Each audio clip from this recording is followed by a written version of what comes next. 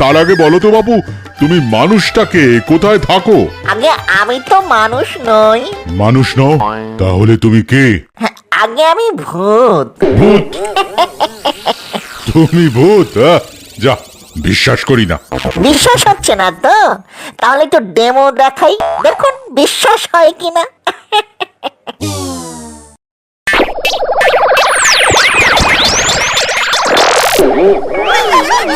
বাবা, ওরে বাবা, এসব কি হচ্ছে? এবার আরো একটা ডেমো দেখুন।